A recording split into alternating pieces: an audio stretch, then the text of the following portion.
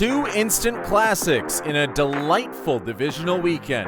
What went right for the winners and wrong for the losers? Plus, another coaching candidate is off the table as the carousel keeps on spinning here on the Grey Duck NFL Show.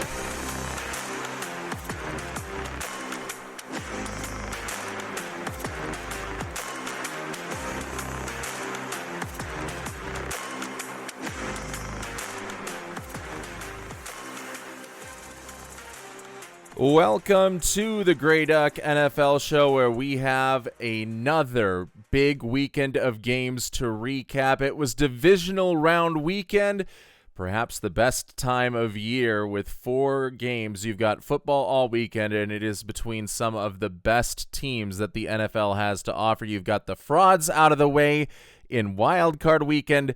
Now you're dealing with just the best 8. And, well, we got our money's worth on this weekend because some of these games, I think, are going to be ones that live on in 20 years from now when you are watching the NFL Network one random April day and nothing else is on TV and you see, oh, there was that Bears and Rams game. They're playing that one again. Let's tune in, get under a blanket, grab our popcorn, and relive all the emotions that we felt. Or the same thing with the Bills and Broncos game. We'll get into all of that throughout the course of this show. We'll also talk about a new head coach in Atlanta and an extension for one current head coach at his place. Some fans may or may not be happy to hear that, but we'll talk about it, and I'll give you my take. But let's get started with perhaps the best game of the weekend and maybe the best game of the playoffs so far, and that was the Denver Broncos and the Buffalo Bills.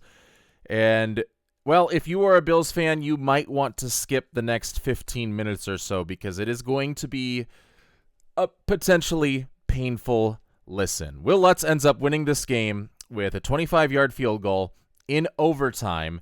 And like we said, it is an instant classic that really ended up being just a bit too bittersweet at the end for the team that won, the Denver Broncos. And we'll talk about that after we go through what happened in the game. But why is this an instant classic? Obviously, we all feel every single twist and turn of that game. Instant classics aren't just instant classics because they go down to the wire.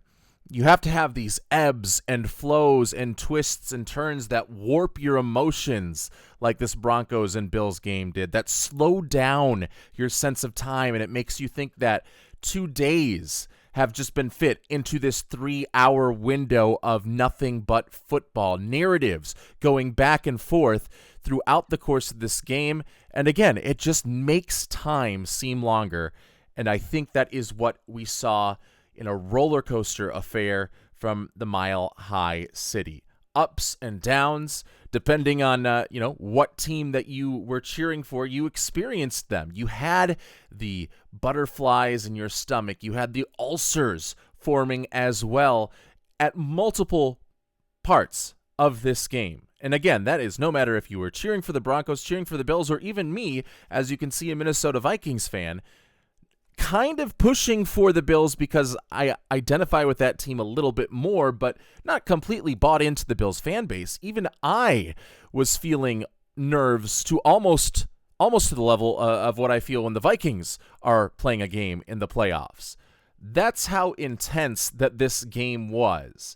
And I think a lot of us are going to remember this one for a long time to come. And it started off really good for the Buffalo Bills. Denver did get on the board first. They drive down, but it's not a dominant drive. They're picking up first downs. It's not something that you think, if they're going to continue to play this brand of offense throughout the course of this game, that's not a dominant brand of offense. That's not going to be sustainable drive to drive for Denver to get to the 33 points that they eventually ended up getting to. And even worse, it just ends in a field goal. So you're getting 3 points, you're taking 7-8 minutes off the clock, and you're controlling the clock in that manner on that initial drive. But still, if you're Buffalo, I think you still at that point have a lot of hope because it seems like you are not going to get drug up and down the field by Bo Nix and this Broncos offense at this point in the game. And then it gets even better because you get the football back and the run game looks dominant. And it looks like the Broncos' vaunted defensive line went out to lunch and missed the start of this game because Buffalo's offense was getting push after push after push, controlling the line of scrimmage, getting James Cook on a lot of these outside and inside zone runs. And Buffalo did a really good job mixing up a lot of zone runs, a lot of gap runs. They weren't just going to stay in one particular running philosophy throughout the course of this game. And it worked for them, not only on this first drive, but really throughout the game. And it was a dominant drive. It was a long drive, and it ended with a touchdown. So if you're Buffalo, you're up 7-3, and you are still riding this high up the roller coaster. Denver, you're getting a little bit concerned, especially when you get the ball back and go 3 and out and punt it right back to Buffalo, who gets a big play with the legs of Josh Allen. Josh Allen, who we've been wondering really throughout the course of this postseason and late into the regular season, how healthy is he really? And then you see him rip off this long physical run that gets Buffalo right back into field goal territory on that next drive with a chance to really take control of this game. I think at this point, if you are a Buffalo Bills fan, you think maybe this is going to be a rout. And that is where the first act of what probably was like an 8-9 act play, I'm not even sure if that's a thing, but the first act comes to a close on a game-changing moment where now the tables start to turn. Right after Josh Allen's long run into Denver territory, James Cook fumbles the football. And that's when, for the first time, if you're Buffalo, the pit of your stomach starts to drop a little bit. Because everything was rolling for you, the momentum is swinging your way, and now the pendulum has decided to move directions. And this was a great hit to get this ball out. It was a helmet on the football of James Cook. But James Cook also was not able to get his second hand over the football in time. If you watch the play closely, he is trying to get that second hand onto it as he's bracing himself for the hit, but it's just a little bit late. Cody Singleton's able to knock it out, and it's just bad ball protection for Buffalo, and it really starts to give Denver a little bit more life than they had at this point. And that's when the game first really started to turn. So Broncos get the ball, and they go back-to-back on touchdown drives, forcing a Bills punt in between. The first one, a nice long drive. It ends on a touchdown pass to a receiving eligible offensive lineman, which was a fun little play. And then we mentioned Buffalo punting, giving the ball right back to Denver, and they go down the field. And because these drives have taken so long, we're already almost at halftime by the time Bo Nix takes his first shot into the end zone, where Buffalo blitzes. By the way, if you're listening to the preview show, we said don't blitz Bo Nix and Sean Payton because that is when they are at their deadliest. Sean McDermott and Buffalo blitzes. And granted, it was only a 5-man rush, and the coverage should have been there. I think they were playing quarters. It looked like maybe they were playing cover 2 on one side and cover 4 on the other, or cover 3 on the other, cover 3 on the other. Because on one side of the ball, you had the cornerback just sticking into the flat. And then on the other side of the ball, where the touchdown would end up happening, you have Darnell Savage going deep at first, but then cutting over more towards the middle. So I'm not sure if he was supposed to have that whole half of the field, if they were playing quarter, half. But also the linebackers underneath had all kind of mashed together. And we had a couple of guys playing man, a couple of guys playing zone. If you watch back that play, it's tough to tell what coverage they're in. And it's basically 2 crossing routes that are going to intersect with each other. And Darnell Savage follows the one that started on his side he follows it a little bit too far into the opposite half of the field, while little Jordan Humphrey is running across there, coming from that opposite side of the field to the half that Darnell Savage is supposed to play. But because Darnell Savage is over pursuing that, he's able to get wide open. And Savage, to his credit, almost recovers. But then as he's trying to recover and get back, he stumbles to the ground like he had just spent the last 3 hours in a lively street bar in New Orleans. Falls down, wide open touchdown. Good read by Bo Nix to see how badly Darnell Savage played that and to get it open. But again, I'm not sure if it was solely Darnell Savage's fault. Certainly he is the one that is most responsible. But there was just a lot of issues with that coverage where at one time it seemed like you had 5 different defenders kind of all either right in front of or right behind 2 different players. I don't know if that's a credit that you give to Sean Payton's offense. It didn't look like it was the most intricately designed play. It looked like a pretty basic concept on both sides. I just don't know if the communication was there for Buffalo, and I'm not sure exactly everything that Sean McDermott had to say afterwards, but I do wonder if in exit interviews we're going to get a little bit more clarity on what the coverage was supposed to be on that play, because it was confusing. But none of that changes that Darnell Savage was certainly at fault because he overplayed one crosser and got beat by the other. So they were able to lure him into that. And so now the score is, so Buffalo had not actually punted. They kicked the field goal to have tied the game at 10, now that I'm thinking back. And this touchdown, the second of the back-to-back drives by Denver, is the one that puts them up 17-10.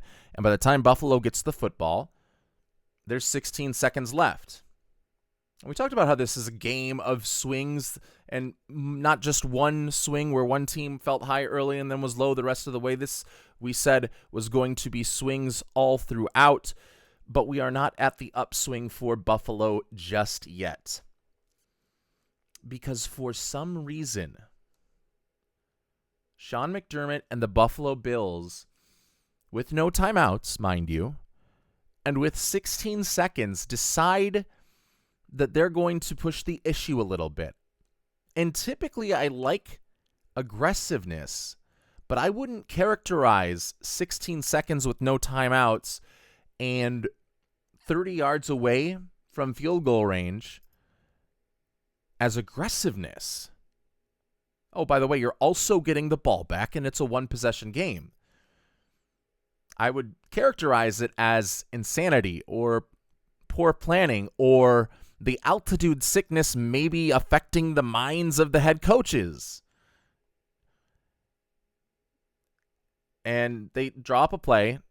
It's not there for Josh Allen, so he starts to run, and he picks up the first down, and then it looks like he almost either doesn't see the guy behind him and tries to put the ball in one of his hands, and maybe is a little bit too lax, but it also kind of looked like he was looking back to try and lateral it to somebody and maybe thought better of it just before he did, but by that time it had gotten out of his hand. I don't know if that's what the thought process was going through Josh Allen's mind, but it looked like that could have certainly been it. Regardless, it is piss poor ball security at a critical moment. Josh Allen is holding the ball in one hand for whatever reason. It does not matter what that reason is, whether it was a lateral attempt or whether it was him just demonstrating not how to hold onto the football. And that ball security costs him. Denver falls on the football. And I'm looking at the clock. My eyes are darting back and forth because at first it looks like, okay, a Buffalo Bills player almost falls on it. And there's like 4 seconds left. And 3 seconds left. And then a Denver Broncos player falls on it. And the Broncos get it. They kick a field goal because there were 2 seconds left. They get 3 free points. And Sean McDermott is quickly interviewed after this for the halftime interview with Tracy Wolfson, and says that, oh yeah, we were trying to be aggressive. Again, 16 seconds and no timeouts is not aggressive. That is you playing on tilt. That is you starting to panic in a one-possession game.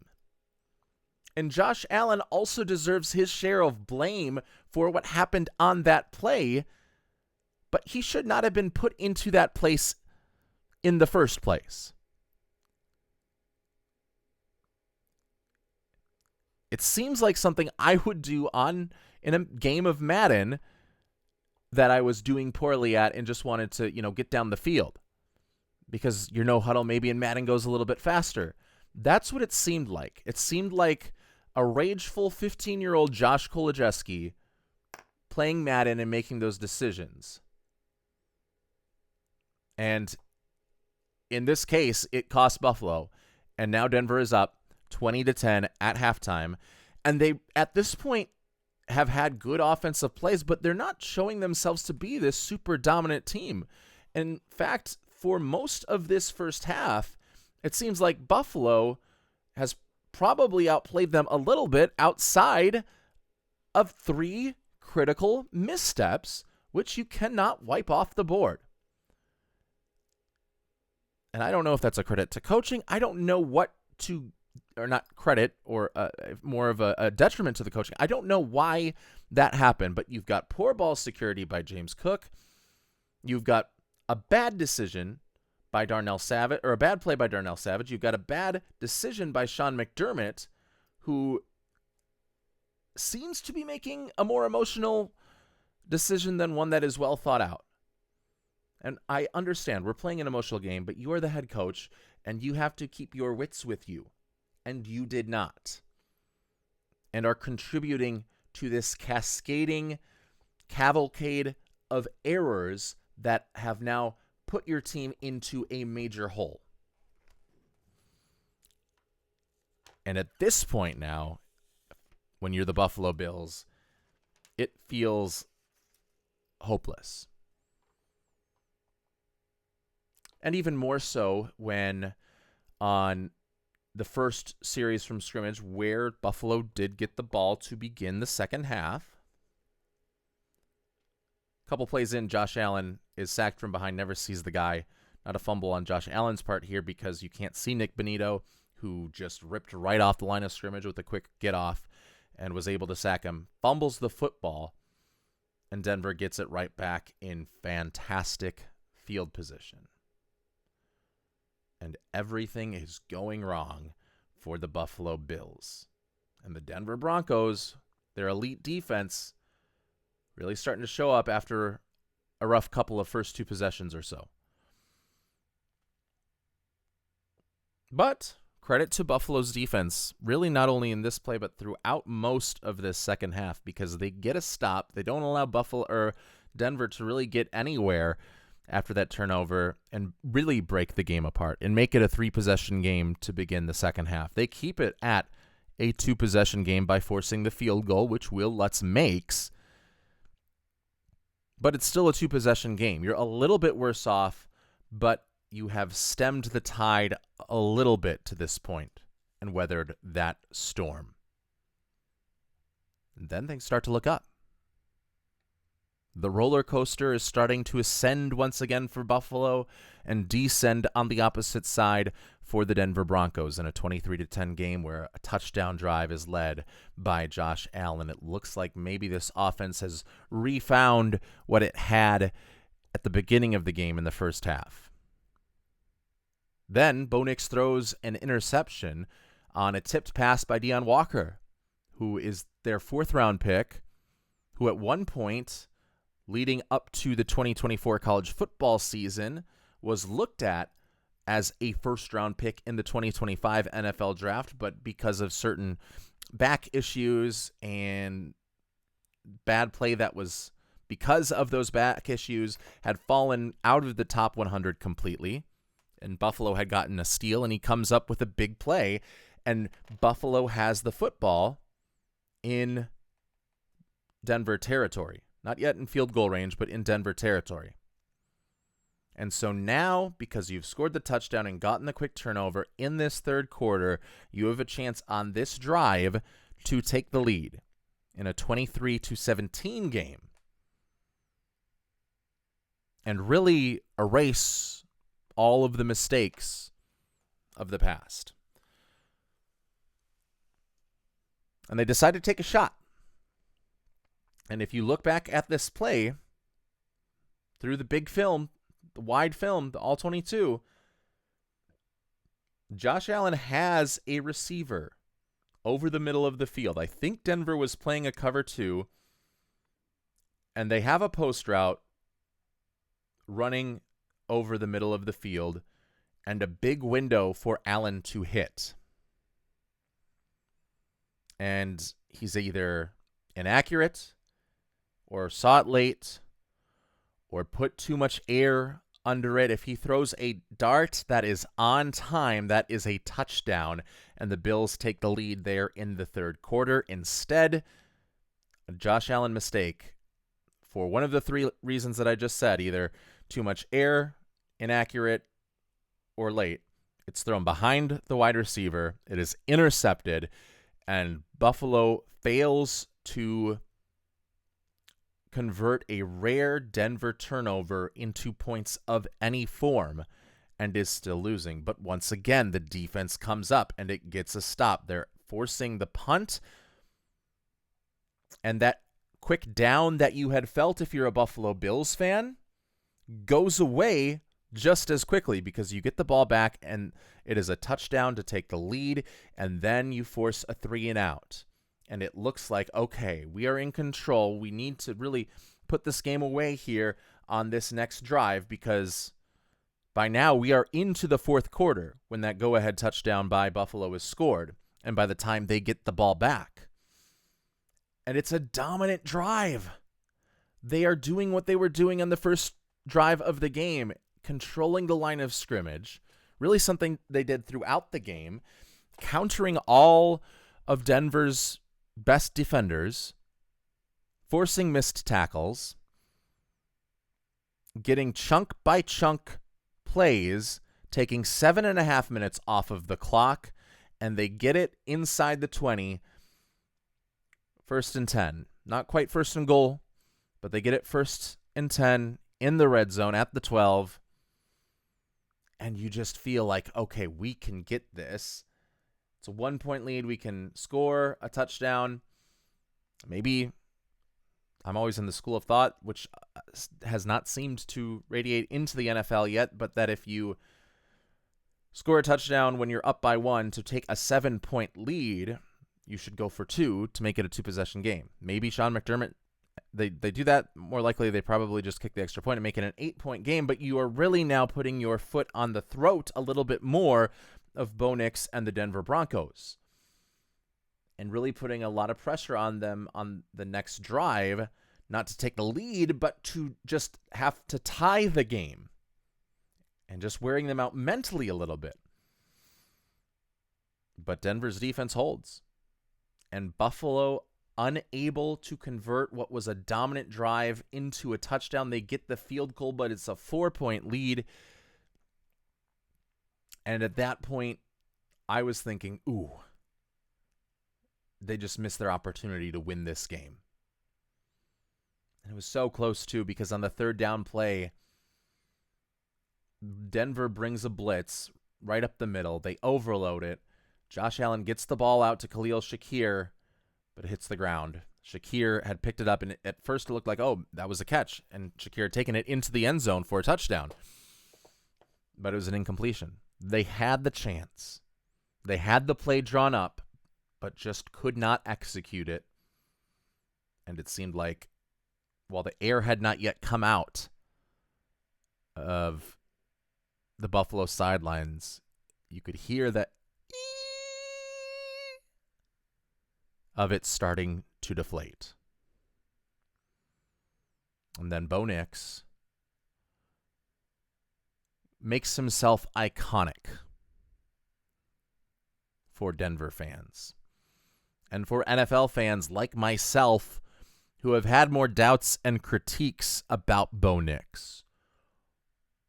And I still have my doubts and critiques about the long-term playability of Bo Nix at quarterback. But those doubts have, for now, certainly been muffled because of what he was able to do. And that is a go-ahead drive, some good play calling, some good reads, some good throws, and a play, again with a blitz from Buffalo, where they do disguise their coverage. They put two high safeties, but one of the safeties is actually in man on an underneath receiver, and it just so happens that is the safety that is on the side of the field where Denver is running one of their deep routes. So as soon as Bo Nix sees the blitz, and as soon as Bo Nix sees that it is a safety coming down to cover man on one of his underneath players, he knows that he has a one-on-one shot down the sideline to Marvin Mims, who has a nice little double move, a subtle double move to get just a hair out in front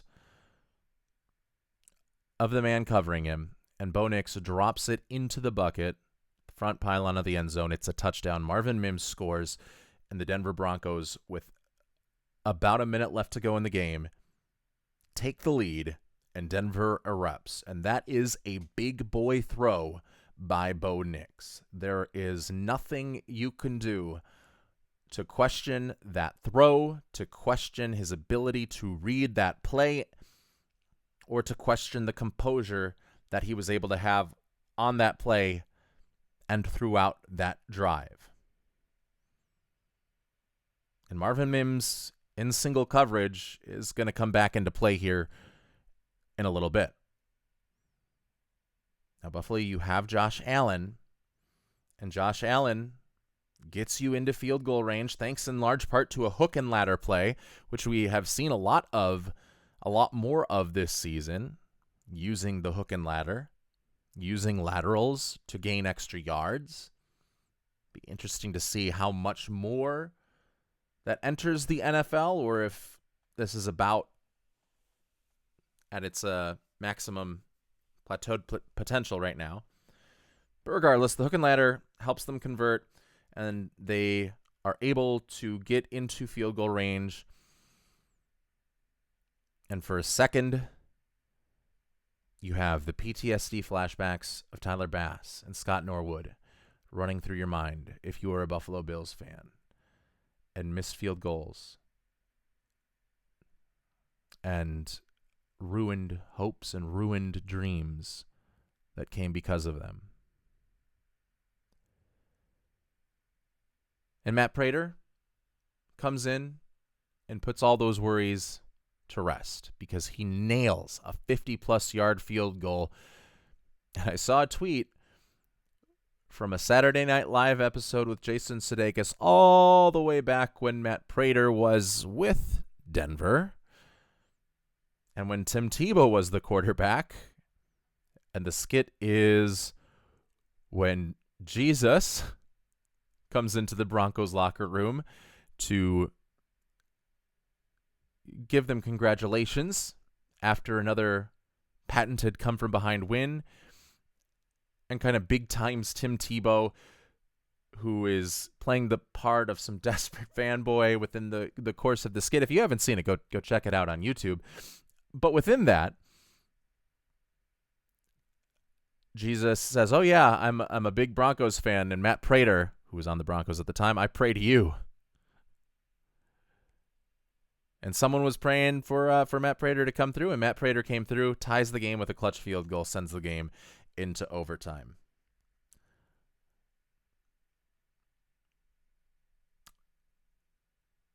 And to continue the riding high, in the last, unfortunately, wave of high for the Denver Broncos, or for the Buffalo Bills.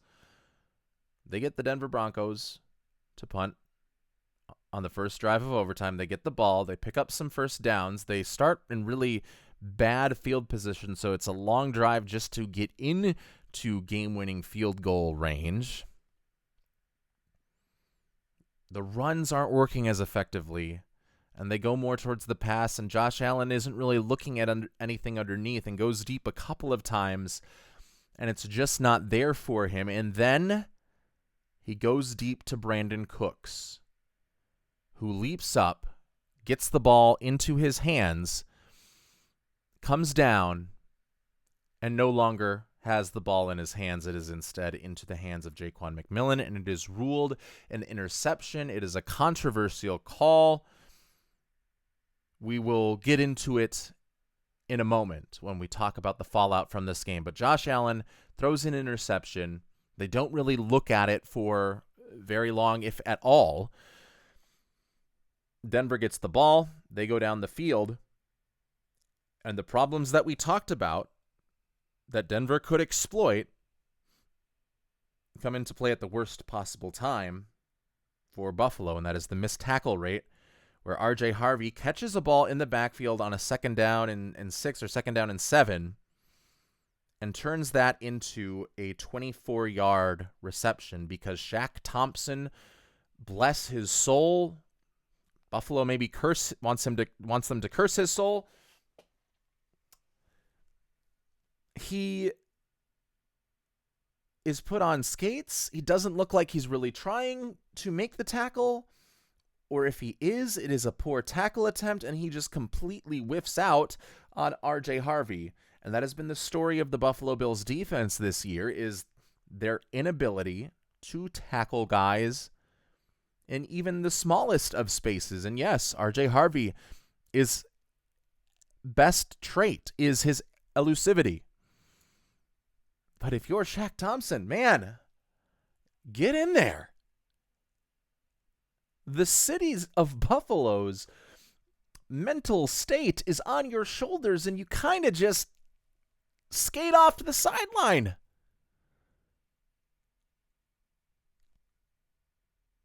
R.J. Harvey takes it 24 yards after that horrendous missed tackle. And then it's a PI penalty, pass interference penalty. And this one is a close. There was some hand fighting. It was a slot fade shot. It could go either way, but what couldn't go either, I think one of the things that Bills fans might try to blame this on or use as a scapegoat is that first pass interference penalty that kept that Denver drive going. But we also have to remember that there were 2 penalties called on that play. So regardless, for that first pass interference penalty, regardless if you thought it was pass interference and should have been called or not, what was not questioned at all was what on earth Joey Bosa was doing. And then you bring in guys like Shaq Thompson and Joey Bosa, these veteran presence, to be able to really give your defense a floor, and now they are the reason why the bottom has completely dropped out for you, because Joey Bosa puts a late hit, a blatantly late hit, a stupid late hit on to Bo Nix, so that even if they hadn't thrown the flag for pass interference, which was a spot foul and 17 yards, it's still a flag for that late hit to the quarterback.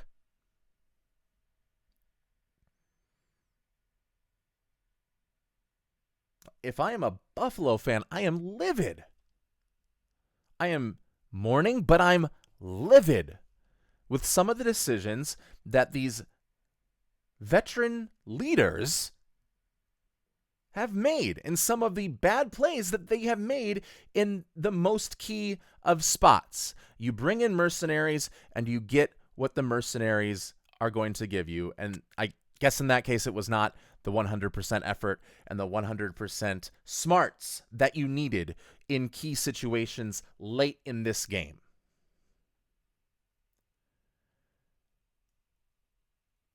to Buffalo's credit, now the Broncos are kind of teeter-tottering at the edge of field goal range, where it would be about 56, 57-yard field goal on a 3rd and medium.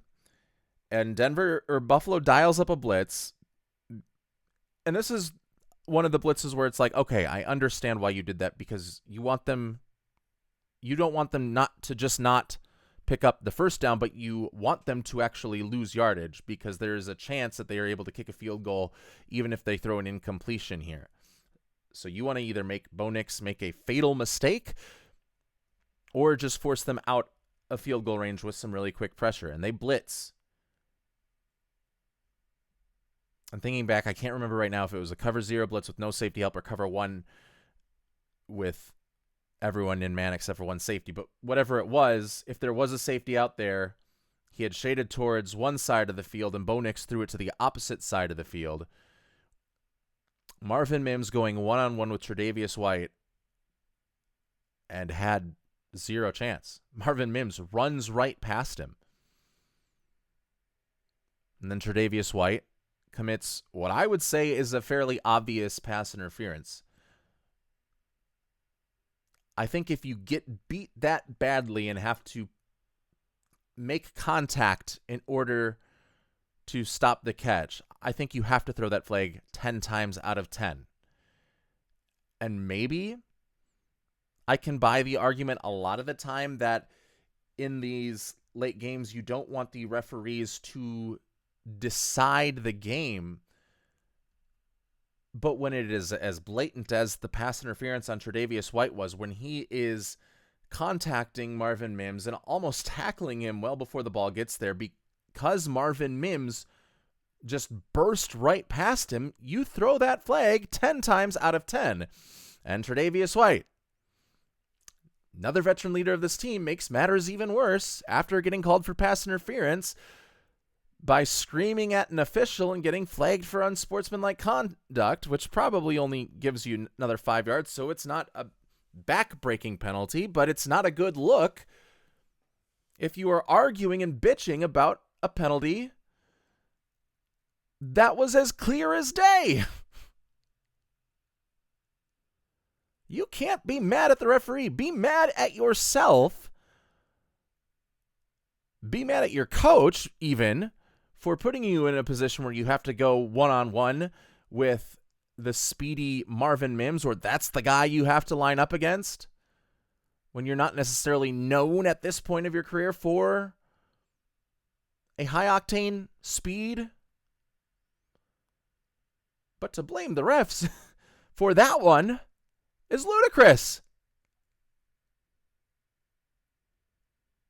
And then it's a 25-yard chip shot field goal after a semi-kneel down for Bo Nix, just to kind of spot the ball to the middle of the hash.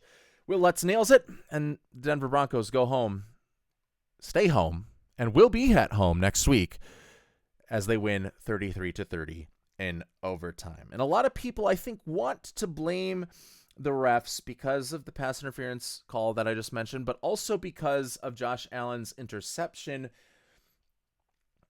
in that overtime period.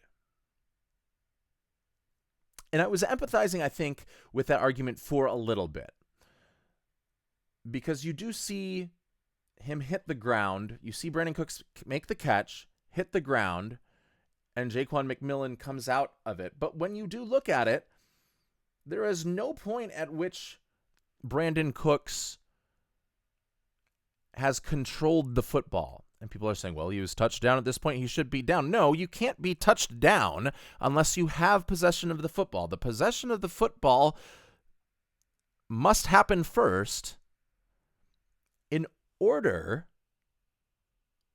for it to even become possible for you to be touched down. And you see, while he is even hitting the ground, one of his hands comes off of the football, and he does not survive the ground. And we can talk about whether you like or don't like the survive the ground rule of the catch, but the fact of the matter is that it's been since 2010 when Calvin Johnson had that go against him in the season opener against the Bears. That rule has been in place. That rule's been in place when Dez Bryant thought he caught a touchdown on 4th down against the Green Bay Packers in the playoffs. At this point, if you are arguing the rules, like we've had them for 15 years. You have been given enough time to understand,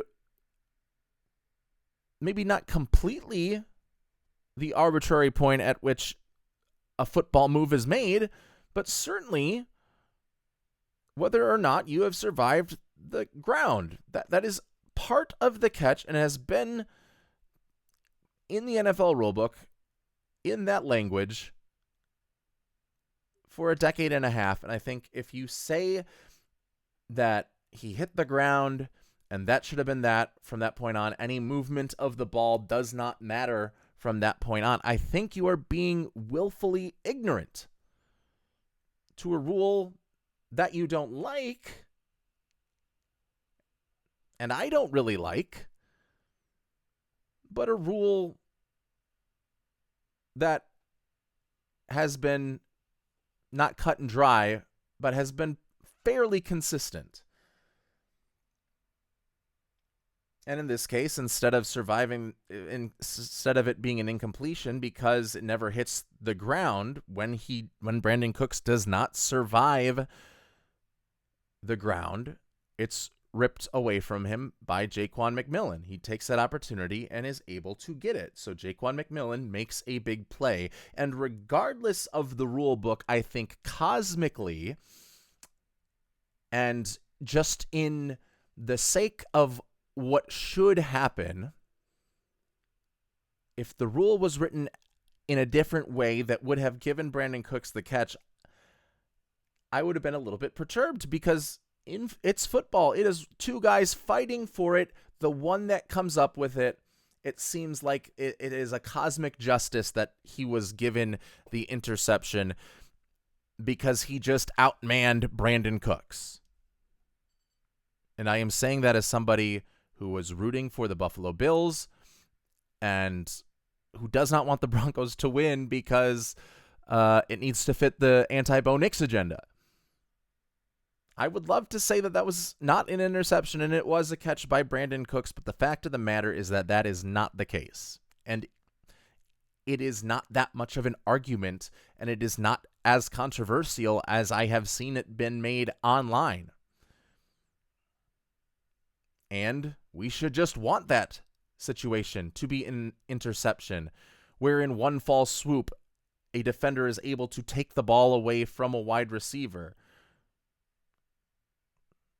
Obviously, not if you are the team that goes against, but I think like that's part of what football is about.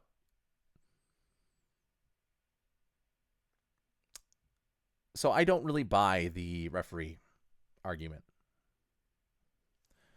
The argument that I think I buy the most is you made too many critical, fatal mistakes. You made the James Cook fumble. There was the end of half fumble. There was the terrible coverage by Darnell Savage.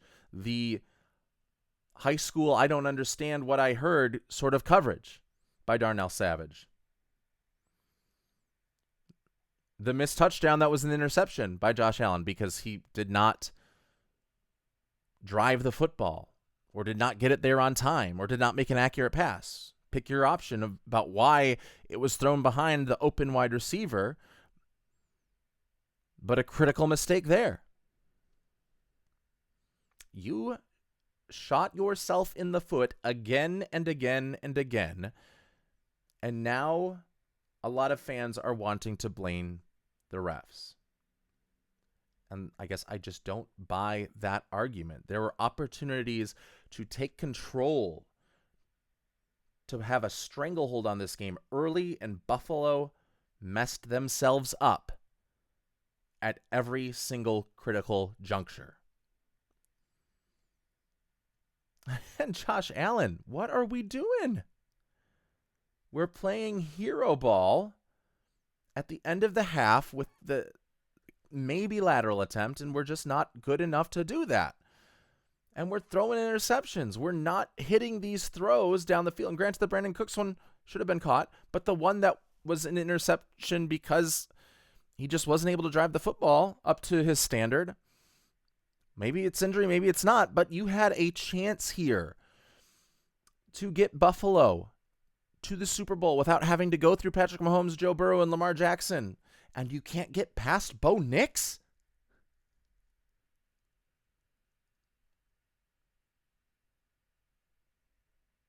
And Sean McDermott.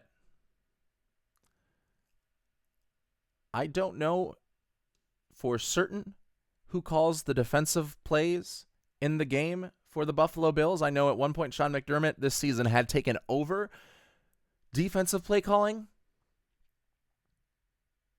But regardless of who is choosing the plays in the course of the game, it was clear that the game plan was to blitz Bo Nix and the Denver Broncos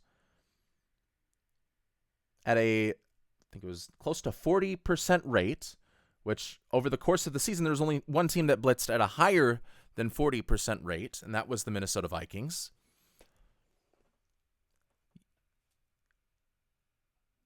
And it seems like pure stubbornness. It seemed like you blitzed because you wanted to blitz, and you just failed to scout your opponent and know that that would play right into their strengths.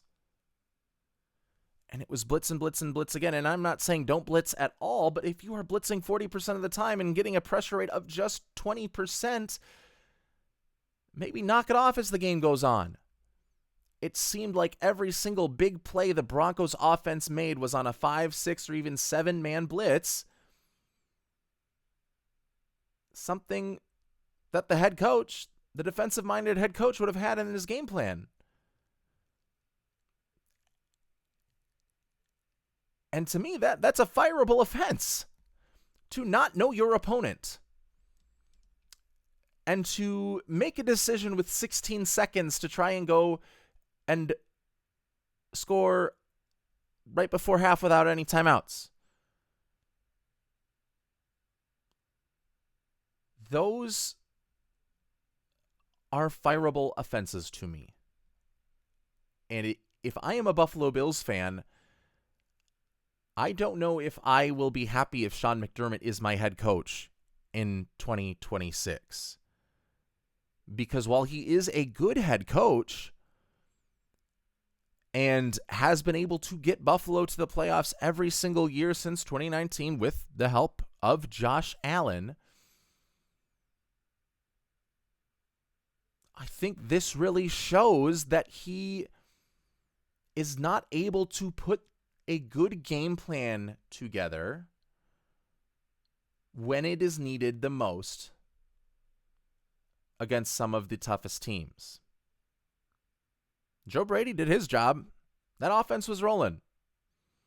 It was the offense's self-inflicted wounds that caused them not to go 40 points in this game. Sean McDermott brought in a game plan that was to blitz Bo Nix, one of the best passers against the blitz in the NFL this season, and a guy who, if he is not under pressure, for whatever reason, is a more pedestrian quarterback. And when you don't blitz against him, is a more pedestrian quarterback. But you made him very unpedestrian. You allowed Sean Payton to exploit mismatches a lot easier because you wanted to be aggressive and get the glory out of a great one, because when you blitz and come out with a victory, everyone says, okay, that was the perfect defensive game plan. If you don't blitz and still come out with a win because your corners and everyone else was locking people down and you just had good coverage, then you don't get as much credit as you do otherwise if you were the defensive coordinator or a defensive-minded head coach in this case.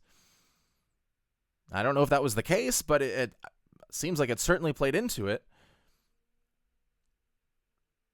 I don't know. I am not saying fire Sean McDermott, but I am also not going to Shy away from that.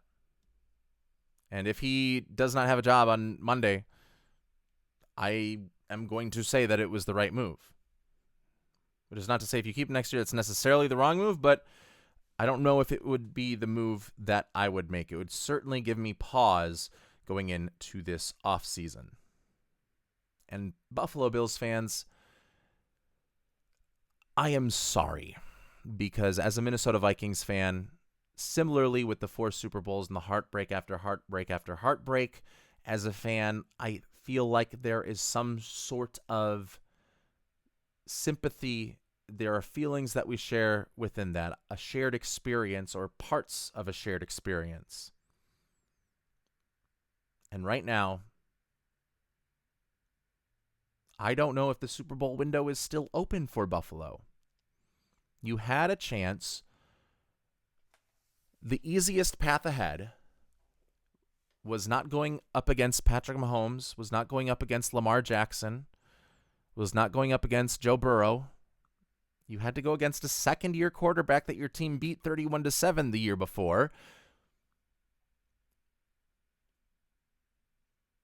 And that has good moments in every single game, but never puts together like a strong game throughout.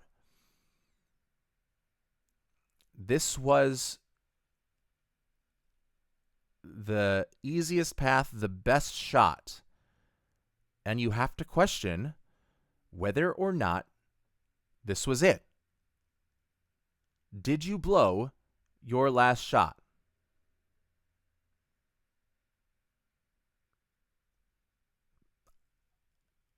Logically, probably not. Like next year, there's a good chance that the Buffalo Bills are back in the postseason. And there's a good chance that they're going up against Patrick Mahomes and the Kansas City Chiefs. And there is a critical moment, and there is a winning time moment for Josh Allen. And whether or not in 2025, the year prior, he had made it to the Super Bowl without having to go up against Mahomes, Jackson, and Burrow, that fact, that this loss today will play no role in how Josh Allen performs in that winning time moment. But again, if we're just going cosmically and looking into the football gods of it all, it just seems like if we're going to supersede logic, this feels like a part of the story, and the genre of that story or the genre of that play is a tragedy. It seems like this is a critical point in that tragedy.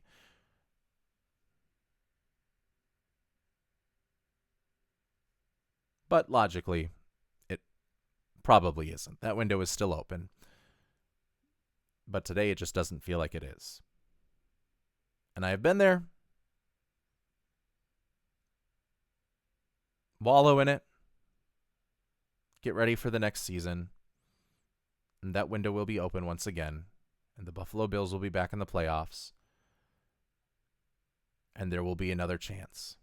And again, what happened tonight will not have any factor in what happens in that moment. And maybe next time it will come out Buffalo's way. Now for the Denver Broncos. I think it was a masterclass by Bo Nix and by Sean Payton. The play calling, exploiting Buffalo's blitz. Obviously, the offensive line, when you're only giving up 20% pressure rate, did a great job. They didn't run the ball a ton, but I think you even credit Bo Nix more for that. And yeah, the game-winning drive was a toss behind the line of scrimmage and then a couple of underthrown pass interference penalties. But the the go-ahead drive in regulation was one of legend. Unfortunately, after the game, Sean Payton told reporters that Bo Nix broke his ankle at the end and will miss the rest of the 2025 season with a fractured ankle. He's going to have surgery on Tuesday, and it'll be Jarrett Stidham leading the Denver Broncos against we won't spoil the team just yet, but it'll be Jarrett Stidham leading the Denver Broncos in the AFC Championship game, with a big opportunity now to make a name for himself. Notably, there have been backup quarterbacks. Most recently, Nick Foles. Jeff Hostetler famously. Doug Williams was kind of fighting throughout the course of the season to be the starting quarterback, and they never really had a starting quarterback during the 1987 season, but you could put him into that category. There have been backup quarterbacks that have gotten there. It just is a lot more difficult, and there have been plenty of backup quarterbacks that have not gotten there. That's a game we can preview a little bit later on in the week. Moving on to a game that we probably don't have to spend as much time on, and that is the Seattle Seahawks and their dominant 41-6 win over the San Francisco 49ers. Spread was 7, and they quintupled that spread. The spread could have been 34, and the Seattle Seahawks would have covered. And it really got started right away. Rashid Shaheed, kick return touchdown. Seattle is up for good. That's all they needed. It was 7. It could have been 7-6, but everything worked for the Seattle Seahawks in just an otherworldly bullying performance, where we've seen them suffocate the 49ers on defense twice now. Because even in the win that San Francisco had in week 1 of the season, I think it was 17-13 was the score, and then it was 13-3 at the end of season Seattle win. But this time, Seattle's offense finally got rolling and scored more than 13 points, and scored more than 13 points pretty early on. In fact, before the first quarter had come to an end, they had already matched their season high of points that they had scored against the 49ers in 2 other instances. And really, this was Clint Kubiak's paradise. When you bring in Clint Kubiak as your offensive coordinator, this is what you thought would happen a ton, and that is successful outside zone runs and a plethora of outside zone runs. They had over 50% of their runs be outside zone. And most of the ones that were not outside zone were at the very least inside zone. So he was playing into that zone blocking, the reach blocking, that his father's old head coach and his father's old head coach's son all kind of prescribed to, and that is that wide zone running game. 50%, 21 carries for 89 yards and 2 touchdowns. Gray Zabel, dominant. Getting out in space. That was why you drafted him. This is what Clint Kubiak's vision for the offense has been, and if it can continue throughout the rest of this playoffs, the Seattle Seahawks are going to be impossible to stop. Because Sam Darnold did not have a great game, at least early. Was inaccurate with some of his passes. And maybe that was the oblique injury affecting him a little bit more early on, and then once the Toradol kicked in a little bit more, he did start throwing the ball well. But early on there was some uncharacteristic misses, some clean pocket misses that you don't really just see out of Sam Darnold. So that is something to keep an eye on if that oblique injury goes on to championship week, and if Seattle progresses to the Super Bowl, if it goes on to Super Bowl week as well. But they didn't need an otherworldly game from Sam Darnold in order to win this, and that's because they had that otherworldly performance by their offensive line, granted against a bottom 10, bottom 12 team against the run this season in San Francisco, but they finally got the push that they've been looking for all season. And then defensively, didn't blitz, did get pressure at times, but mostly covered up receivers, blanketed them in a game in which they primarily played zone coverages almost exclusively, and mostly were in quarters and palms match coverages throughout the course of this game. And when you can communicate clearly, when your defensive backs are coached well to know their keys and to know their reads and how to play off of those reads, it is almost impossible to have a lot of success against a match coverage like quarters or palms. You can manipulate some things here and there, but if you have well-disciplined, well-communicated players like the Seattle Seahawks did under head coach Mike Macdonald, you are going to have success defensively. And maybe not always the success defensively that they had in this game, but still good success. There were 13 of the 33 dropbacks for Brock Purdy in which he faced no pressure at all before throwing the football, and in which he was given more than 2.5 seconds. So where Seattle, for whatever reason, was not able to get a rush with their 4-man rush. The ideal situation for a quarterback because it gives you a clean pocket. During those 13 plays, the offense had just 5.3 yards per attempt throwing the football. 5.3 yards per attempt is, I don't have any numbers in front of me, but if you're thinking about quarterbacks in NFL history who have just put that up throughout the course of the season, you're talking about like Christian Ponder in 2013. You turned Brock Purdy in a situation that quarterbacks salivate over into 2013 Christian Ponder. Not really at a major fault of Brock Purdy's, but just because of how good your back seven were. And granted, there was no George Kittle, and Christian McCaffrey, like we said, was a lot of times being covered by Nicky Manwari and not able to find an opening. But just blanket coverage throughout most of this game, and Brock Purdy had nowhere to go with the football. Again, if Seattle can play like this on both sides of the ball against the team that they will play next week, which we won't spoil just yet, and even into the Super Bowl, then that is your 2025-26 Super Bowl champion right there. We'll see if they can keep it up, because more often than not, the run game has had its issues despite wanting to be that. Is it just because they were going up against a 49ers defense that has been battered and broken kind of throughout the course of the season? Or is it because they finally found the magic button and have hit it? We will see later on this week.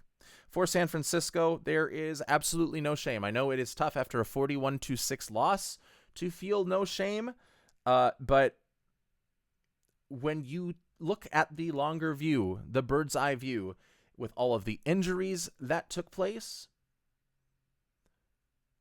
with all of the hardships that you kind of had to go through, and really the injuries of the last 2 years, you have a lot of faith in the guys that are in control of the offense and defense, especially if Robert Saleh does not get a head coaching job, if the stink of the Jets still hasn't quite worn off.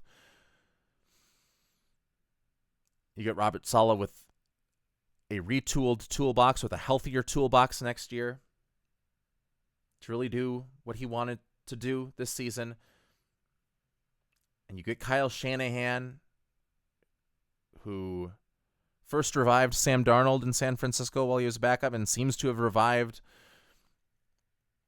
Mac Jones, and obviously turned Mr. Irrelevant, or helped turn Mr. Irrelevant. Obviously want to give Brock Purdy a lot of credit for his role in all of that, but turning Mr. Irrelevant into a Pro Bowl quarterback, you have a lot of faith that, hopefully, I mean, it can happen, but hopefully the probability of a major amount of injuries for the third season in a row is low. And then you got a full or fuller toolbox next year for your masterminds to work with. And I think this playoff run and getting a playoff win against the world champions really gives you some hope of that, regardless of how it all ended. Moving on to the Patriots, they beat the Houston Texans by a score of 28-16. That game on Sunday. Patriots' defensive game plan, copy-paste from the Chargers. And again, that's what we talked about in the preview. Similar to the Chargers, the Texans' pass-blocking offensive line has not been great this season. It has gradually improved as the season has gone on, but still is in the bottom third of the league in pass protection. So New England took advantage of that, just blitz, over 40% rate. They actually didn't get a good pressure ratio with that blitz, but it really didn't matter because early on CJ Stroud was feeling the pressure, and early on CJ Stroud made mistakes and then was never able to dig himself out of a hole. The New England Patriots got 4 interceptions from CJ Stroud in the first half, and it very easily could have been more. On offense, whereas last week, the Patriots came into the game pretty much knowing that the one thing the Chargers defense does is limiting explosives. And it seemed like last week's game plan was trying to establish more methodical ground game, methodical drives. And they were able to do that effectively. Here, against an historic Houston Texans defense, you know you're probably not going to get long drives, sustained drives. And if you have sustained drives, there's a good chance they end in a turnover. So you are hunting explosives. You are hunting those man coverage looks, and when you are getting them, you are taking your shots. And that seemed to be the offensive game plan, knowing that methodical drives were not going to cut it. And they took advantage of the times that Houston was in man coverage and the few times that Houston blitzed. On a cover 0 blitz, Drake May on 4th down gets the first touchdown. Over the middle, in man coverage, Kalen Bullock almost made a play. His outstretched fingertips almost got it. But it was a touchdown. And the Patriots' offensive line held up a lot better than you'd expect. They gave up just 24% pressures against a defensive line that includes Will Anderson and Danielle Hunter.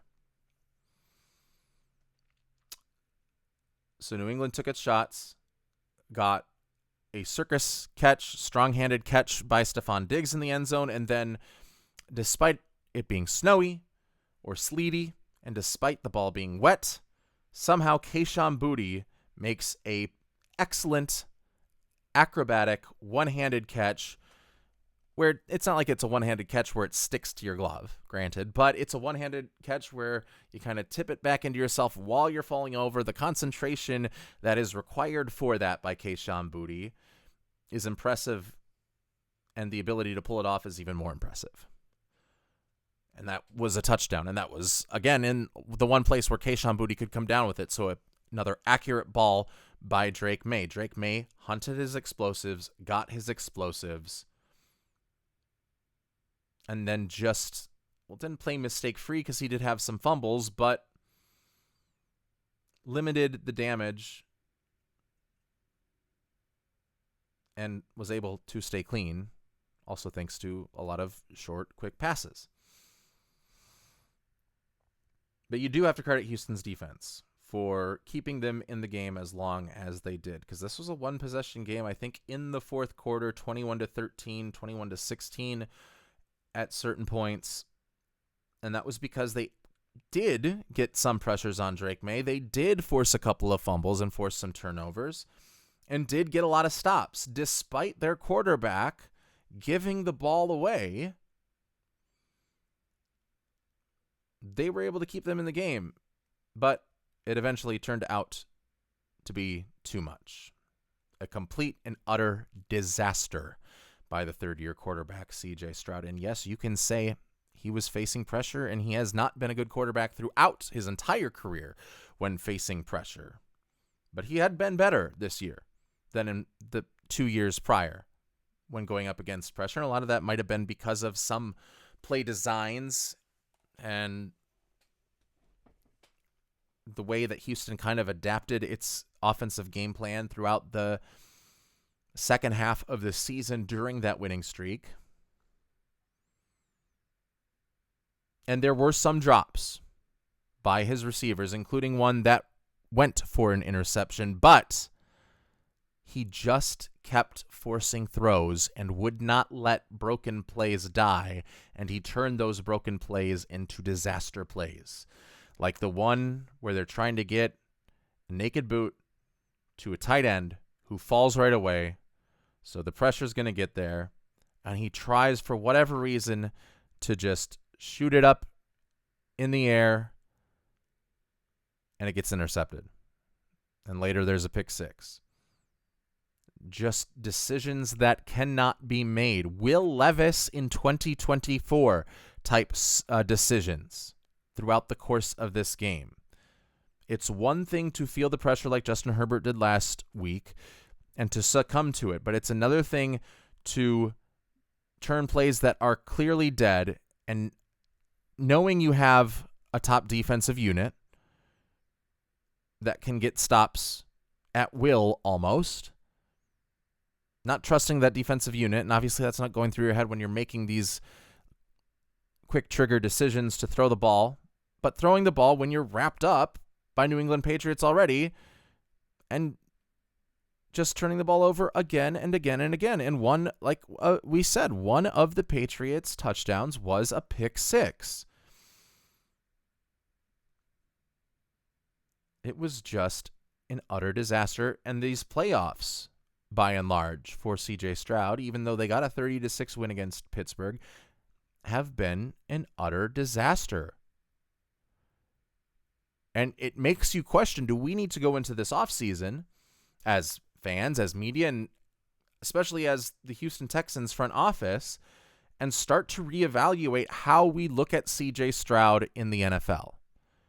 A guy, when clean, is one of the most accurate passers in the game, but even at Ohio State showed tendencies when under pressure to get stuck onto certain reads and not always let a play die, and to have a lot of mistakes during those instances. And last year it was Bobby Slowick's fault, and he was fired. But at what point is it CJ Stroud's fault? Or at what point is it a team-building philosophy that has refused to get adequate help at offensive line for a quarterback that struggles against pressure? Is CJ Stroud the top 10 quarterback that we said he was and declared him to be after his phenomenal rookie season? Or are these last two seasons of good but still now more uneven play going to be the identity of CJ Stroud moving forward in the NFL? I do not know. I do know that he needs to work on identifying pressure and getting help from a competent center in how to slide and shift and change protections at the line of scrimmage. And I also know that this offseason, the Houston Texans need to invest heavily in building an offensive line so that next year you can see what you have with CJ Stroud. Because at this point, I think I feel more confident and more comfortable as a Carolina Panthers fan moving forward with Bryce Young than I do as a Houston Texans fan moving forward with CJ Stroud. And that was an asinine thing to say less than 2 years ago. It was an asinine thing to say probably a month ago. But the way that Bryce Young handles pressure, where he early in his career looked as more broken than CJ Stroud does against pressure, and he was just fading back and didn't have the arm strength to make throws. I still love what a CJ Stroud that is clean can do more than a Bryce Young. But if the game plan year in and year out is going to be all we need to do is get pressure on CJ Stroud and not worry as much on the back end, that is something I think that eventually becomes untenable. So fix that offensive line and give him every advantage to take another step forward, the step forward that we've been waiting for since the end of the 2023 season. Because he has the capability to do that. He has the capability to go from good to elite. But these last 2 weeks give us some doubts, make us lose confidence just a little bit. So help him out and give him an offensive line. Final game of the divisional weekend, and this was one of the two classics that we mentioned. It was the Rams beating the Bears in overtime, 20-17. In a game that went a lot differently than I thought it was. I had picked the Rams to win this game, but I expected their offense to really show out and maybe even score twice as many points as they ended up scoring. But the Bears defense and Dennis Allen and Jaquan Brisker and Kyler Gordon, who against Green Bay looked unplayable, probably because he was coming back from an injury, and those were his first snaps since recovering from his injury, and now he got a full good week of not worrying about being on the injury report and just worrying about the football of it all and not having to be in the training room as much and focusing on the game plan. He looked a lot better. Jaquan Brisker looked really, really good. And the Bears defense held its own throughout the majority of this game.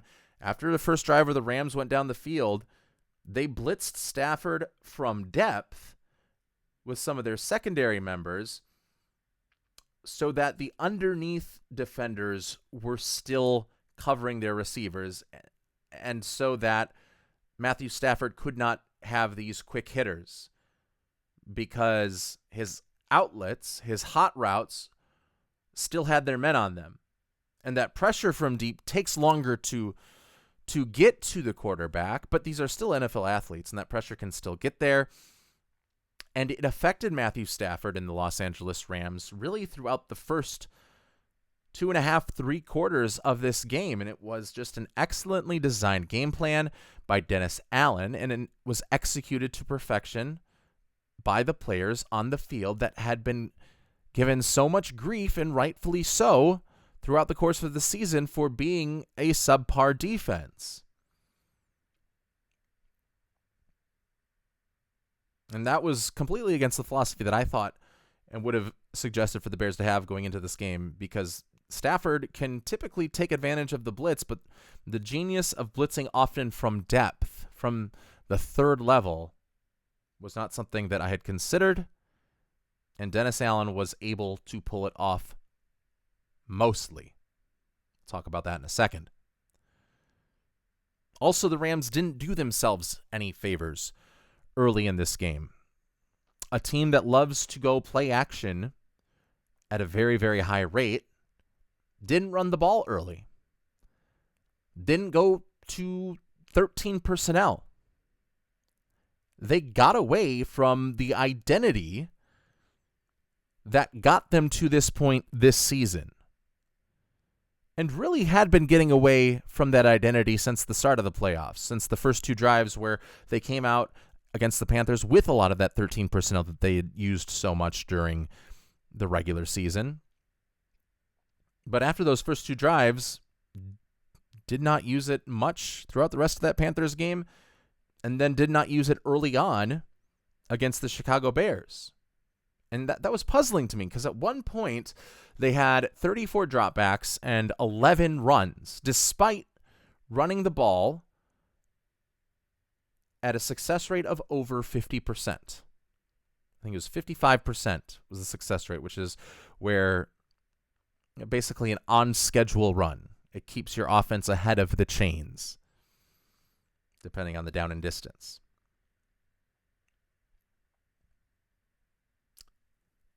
And they just didn't stick with it. And I think that was another thing playing into the issue, is when you are not running the ball, play action is not going to be effective. And we talked about it coming into the game or coming into the weekend. I don't know if it was specifically having to do with this matchup, but play action works not because of how effectively you run the ball, but how often you run the ball. So it didn't matter that they were running at a 54.5% success rate because they just were not running the ball at all. A quarter of the time. An extremely low rate until they got to the fourth quarter. And then Sean McVay was able to find himself again, was able to kind of recollect his thoughts. And they didn't run 13 personnel, but they almost did. They ran like a light version of it. And Jordan Whittington was back into this game, and they used him a lot as a blocker. And Puka Nacua, we know, is one of the best blocking wide receivers. And they ran the ball on a drive when it was 10-10 that ended up ending with a touchdown, a rushing touchdown, going up 17-10 late in this game. They ran the ball, didn't bring in the 3 tight ends, but basically 2 light tight ends in Puka Nacua and Jordan Whittington. And at first I was wondering, why are we using so much of Jordan Whittington if you're the Los Angeles Rams? A guy that is injured and a guy that is a fine player, but then you see what he's able to do to help create some of the runs on his openings for the runs on his insert blocking, just like Puka Nacua is able to. And then you think, okay, I'm getting the same effectiveness that I would have with a tight end on the field, but I'm also getting more of a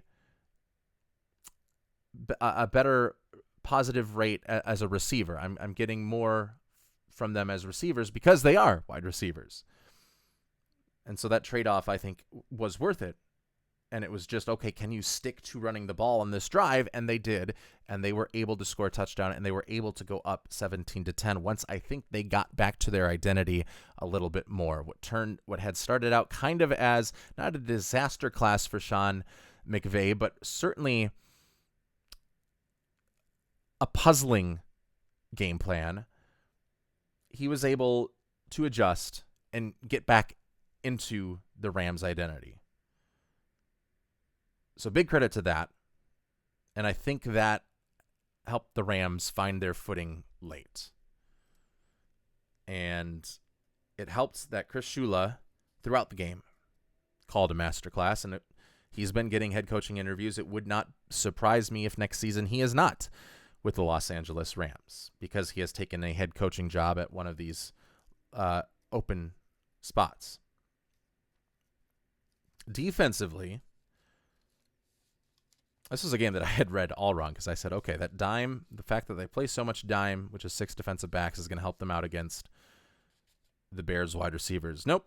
They did the complete opposite. They still played a decent amount of dime, but they mostly played base defense at a much higher rate than they have this season.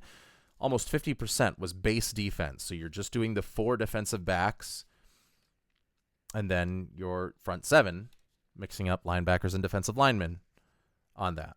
Sometimes 4-3, sometimes 3-4. And I think they played that much base because they know how much Ben Johnson wants to establish the run. And Ben Johnson probably, whereas Sean McVay certainly did not run enough of the football early on in this game. It almost seemed like Ben Johnson ran the ball too much at times and kind of used the run as a crutch in this game, and it ended up hurting them on some 3rd and short situations when Los Angeles kept its base defense out there. The Rams, despite not having played a lot of base this season, were able to stop the run by matching personnel and going out of tendency. So huge credit to Chris Shula for seeing that, playing to your opponent, which is something when we talked about Sean McDermott in the Buffalo Bills, I said that I didn't think they did spectacularly well. The Rams play the base, and they go up against 21 carries on the ground with that base defense and only give up 68 yards. So just over 3 yards per carry. That is a rate at which you can win in the ground game. And that stymied the Bears. The Bears couldn't go to play action as much because the run was not working. well, they did go to play action, but it wasn't as effective. The EPA per dropback on their play action dropbacks was negative, which is a rarity for a Ben Johnson offense because of how well they typically run the football.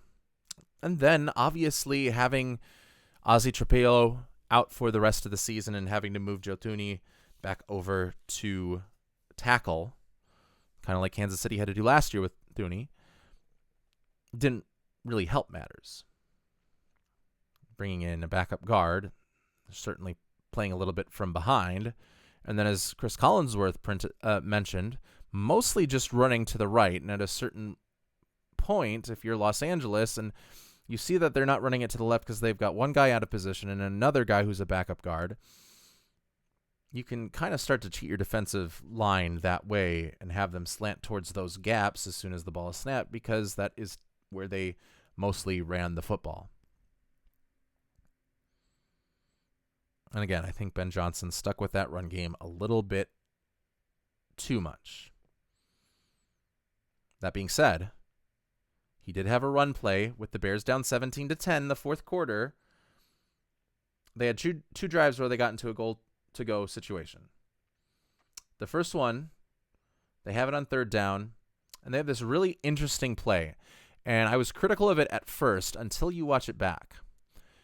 And it was one of the few times that Chicago went to a 13 personnel, which is one running back, three tight ends. They had Colston Loveland, Cole Kmet, and Durham Smythe out there. Except they were all out as wide receivers. And so you had two at each, a wide receiver and a tight end on one side of the field, and then two wide receivers on the other side in an even set, or a balanced set. And I was like, well, why would you not bring your bigs all to the line of scrimmage?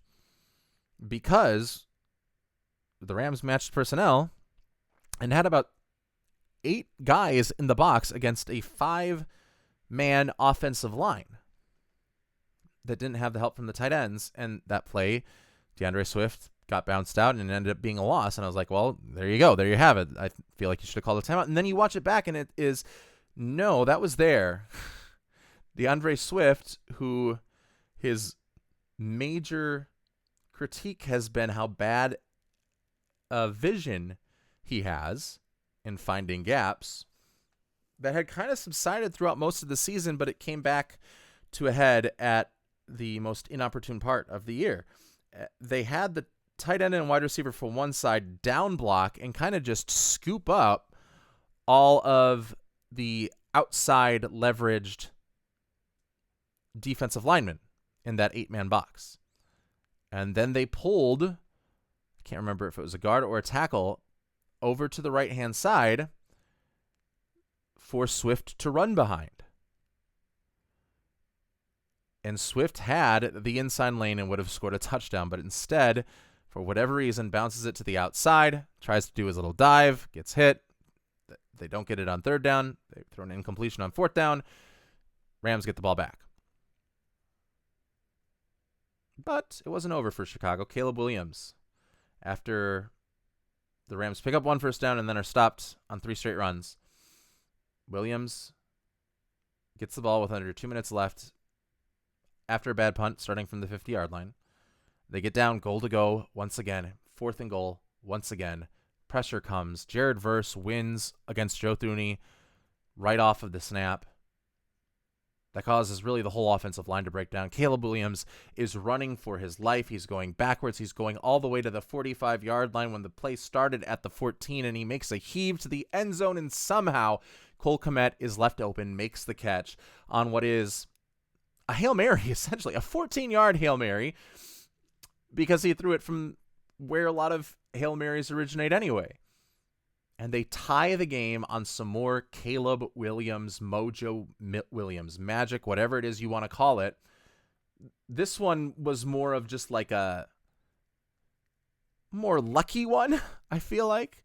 Like if you had to tell me, if you had to ask what throw is more impressive from the weekend, I would say Bo Nix's play to give Denver the lead. But I'm also not sure there's a lot of quarterbacks fading back like that who can make that throw to even get it to the end zone. So while it may have been lucky that it was caught for a touchdown, that the player was open, the feat of heaving it to the end zone and getting it there while fading back and having been chased this entire time 30 yards back and being exhausted, that in itself is impressive as well. So the actual throw, Williams, advantage. The whole play entirely, including the throw, Bo Nix, advantage. Whatever it is, it ties the game at 17. And then it is overtime. And a 3-and-out, kind of starting to sound like Bills Broncos. 3-and-out by the Rams. Bears get the ball back. They pick up some first downs. And it looks like, okay, they are going to get this. They are going to pull it out again. And then DJ Moore. Talk about veterans this weekend failing to live up to the moment in what is either plays that are brain dead on their part or low effort, one or the other. DJ Moore runs a pretty lazy route in which he is jogging on a deep crosser. Caleb Williams throws it to him, kind of, I think, expecting Moore to flatten out, but Moore doesn't flatten out and really just stops in his tracks, inexplicably so, and it's intercepted. Now, this was not a good throw for Caleb Williams to make in the first place. He was throwing it to the deep safety on a cover 2. He was throwing it to a deep half of the field to the outside. It was outside of the hash marks, right around the numbers, and that is where your safety is going to be on cover 2. Throwing it there, probably not the correct call. But if you're DJ Moore, you've got to put some effort into that. You've got to flatten out the route. You've got to get over there and at least impede the defensive back from having such a clean break onto that football. But no, DJ Moore stops running his route after jogging it and decelerating it. And I've not listened to any post-game press conference from the Bears locker room after that yet, but I would be interested to see what DJ Moore has said, because there have quietly been some things behind the scenes where DJ Moore had been complaining about targets throughout the course of the season, and he's getting a little bit older. Not old yet, but it'll be interesting to see what his future in Chicago is. Regardless, it's an interception by a quarterback in overtime again, much like Buffalo and Denver, and the Rams again are able to move the football into field goal range. Thanks in large part to one of the Bears' blitz that finally does not pay off. And it is 3rd down and 6 from about the 50-yard line. Maybe if the Rams don't get it, they still go for it on 4th down. But Chicago blitzes with 6 or 7, and it's just a hot route to Puka Nacua that picks up the first down. Nacua did not have to run the route that was part of the play. He saw that his man came off him. He saw that Chicago was playing man, so he just turned himself towards Stafford, flashed the numbers, made himself available to pick up the first down despite a heavy blitz from the Chicago Bears. And that is why it was so dangerous to blitz Matthew Stafford in the first place. However, that is not something I'm going to blame Dennis Allen for, because throughout the course of the night, those blitzes worked pretty much every single time, except for that one, except for another most inopportune moment. The Rams get back to the ground game again, get back to some 13 personnel. They get into field goal range, they kick the field goal, and go on to play the Seattle Seahawks in Seattle next Sunday. Congratulations to the Los Angeles Rams. If you're the Chicago Bears, again, I think much like some of these other teams this weekend, it's a heartbreaker. It is a heartbreaker, but you are not panicked. I think you are optimistic going into the offseason. I would say upgrade at running back, because Ben Johnson did not trust the vision of DeAndre Swift in Detroit, and I don't think he's going to trust the vision of DeAndre Swift. Now, if you want to make Colin Monungai your starting running back, if I'm a Bears fan, would be certainly open to that, but then I also think you would need to upgrade the second running back. So no matter what, you're bringing in another head of this 1-2 punch and kind of the Sonic and Knuckles. If Monangai is the Knuckles, you need your Sonic, and I don't think that's Roshan Johnson. So I would not be a fan of bringing Swift back. I would be a fan of finding a new partner for Monangai in the backfield. Whether you make him the number 1 or the number 2 is up to you. Monangai should be a part of that backfield. Swift should not. Also, get Caleb Williams to continue to improve. He is on an upward trajectory. Cliche is that improvement is not always linear, but try to make it as linear as you can this offseason so that you are even better coming into 2025. We've seen the hard throws. We've seen him get better at some of the more in rhythm and easier throws, but there's still some accuracy issues that are preventing him, I think, from being the quarterback that we thought he would be coming out of USC. He is still a very good quarterback, but much like we are waiting for CJ Stroud to move into the elite echelon, we are waiting now for Caleb Williams to move into the elite echelon. We will see if he can make the moves in the offseason like Drake May seemingly did between 2024 and 2025. And then I'm also getting DJ Moore out of there. Like, that is a mistake that I think, and granted now the Chicago Bears have kept players around that have made mistakes that you would think keeping them around would make them untenable, like Tyreek Stevenson when he is John with the fans at the start of an active play from scrimmage while being on the field for that Washington Hail Mary last week. Last year. He is still on the team and got significant snaps in this game. So it's not a squad that is going to just punish you for one mistake, but I also think DJ Moore aging a little bit is not worth bringing back and is also redundant with Luther Burden III there. I think Luther Burden III provides a lot of what DJ Moore can do and is just younger, quicker, and faster at it now. So that's what I would do in the offseason if I'm the Chicago Bears. I am not panicked. I am not worried. Once the grief of this loss has passed, getting ready to go to business for the next offseason. So that is your divisional weekend. A fun one at that. And some instant classics that I think we will remember for a long time and that we will see reruns on NFL Network, like I said, for a long time. Really quick, before we end today's show, let's go over some news. We mentioned at the top, one coaching candidate is off the table. That is because Kevin Stefanski has accepted the job as head coach of the Atlanta Falcons. Also expects to keep Jeff Ulbrich on the team, their defensive coordinator that played a vital role in turning the defense around with Raheem Moore's last season with the team. The defense was really not the issue. The offense was. So you're getting an offensive play caller that has been able to show a lot of resiliency in tough moments and has been able to show that he can win games without the most ideal of circumstances. And now he's going to a place where some of the circumstances are more ideal now with a good defense. Granted, not as good as the one that he had in Cleveland, but certainly a much better offense with more weapons than he had during these last couple of years with a bone-dry cupboard in with the Browns. So he's a great fit, not only because of that resiliency and those intangibles, but he's also a great fit because of his love for the outside zone run and the fact that Bijan Robinson is the best outside zone runner in the NFL. I think that is a perfect pairing. It is a match made in heaven. But what is not a match made in heaven and makes me think about the future of this team is Kevin Stefanski and Michael Penix. Maybe a little bit, he's reuniting with Kirk Cousins. He was the offensive coordinator of Kirk Cousins in Minnesota back in 2019, but I don't think that is why I would be worried about the future of Michael Penix.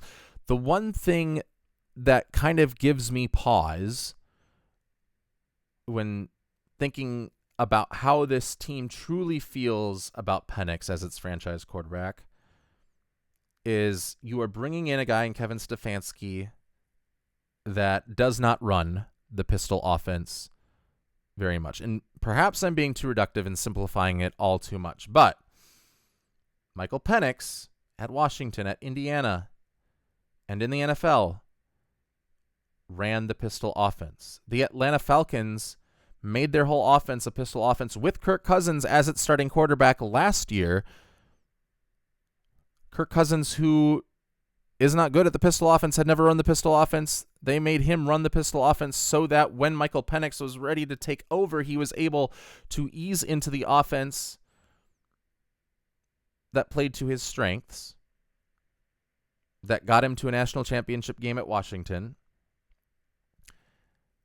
The Falcons had run pistol sets at a higher rate, to a higher quantity than any other team throughout the last 2 years. Meanwhile, you bring in Kevin Stefanski, who since taking over as the head coach of the Cleveland Browns in 2020, until being fired by the Cleveland Browns at the end of 2025, if you count every single one of the pistol sets that he had his offense run from, it would not even be half of what Atlanta did in the 2025 season alone.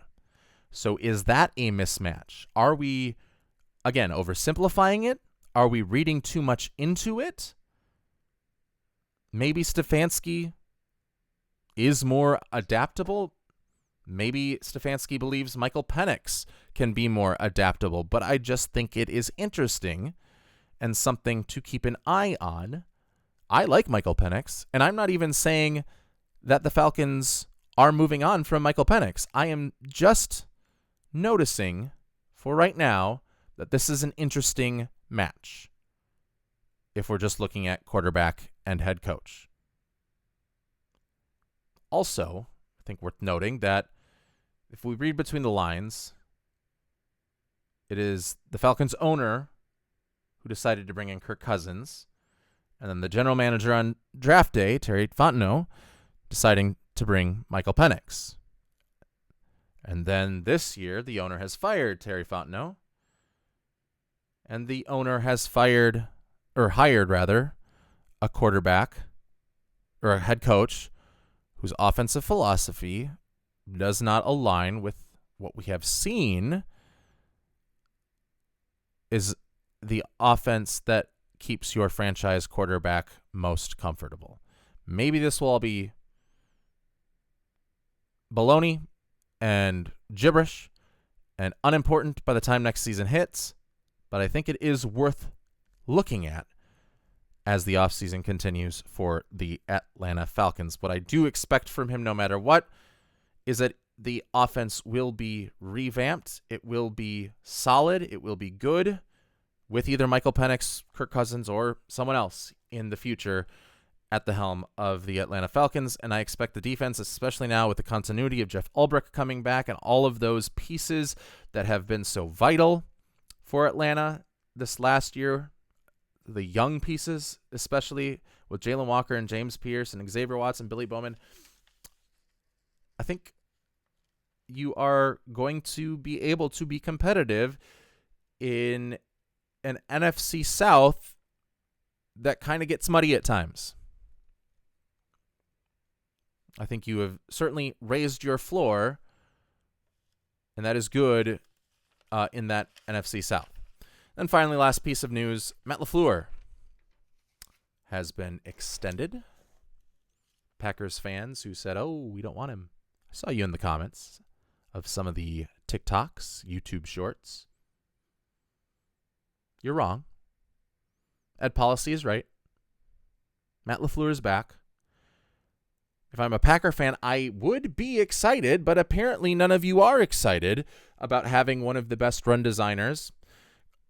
And I will grant the point that his run designs this year were a little bit more stale, except and it seems like he tries a little bit more when Malik Willis is his quarterback to have the run game be super creative, which is just interesting in its own right. But he has been able to pull off those creative run designs and just always seems to be able to, much like Sean McVay, find ways to attack your coverages and get a lot of open spacing for Jordan Love's receivers and making life as easy as it can be for Jordan Love when he is trying to lead his offense. But apparently you guys don't like that because some arbitrary, unmeasurable late game stuff. I think it's a good move. I think you have got a good head coach there in Green Bay. And as a Minnesota Vikings fan, I am bummed that one of these 4 powerhouse head coaches did not leave. That one of these 4 powerhouse head coaches that we have in our division did not leave the division. I was hoping, for my sake as a Vikings fan, that they would listen to the Packers fans on that Packers wine line after the wild card loss and get rid of him, and then he could come to Minnesota and Kevin O'Connell could embrace him, and that offense for Minnesota could reach a higher level, hopefully. But alas, it was not to be. But what was meant to be was another successful episode of the Grey Duck NFL show where we recapped Divisional Weekend and really, for the most part, talked about some of these head coaches, but just focused on the futures of these teams that won and the futures, notably, of some of the teams that lost this weekend. Some of those futures are bright. Some of them, well, I am not so sure. Let me know what you think about CJ Stroud, about Michael Penix, about head coaching hires, and about all the games from this week in the comments and everything below, because, this show will work great once, as long as we have that sort of back and forth between the host and audience.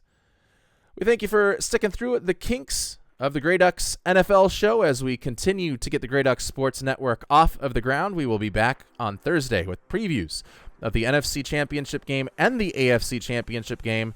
Broncos Patriots, Seahawks 49ers. Should be a fun one. Have a good night.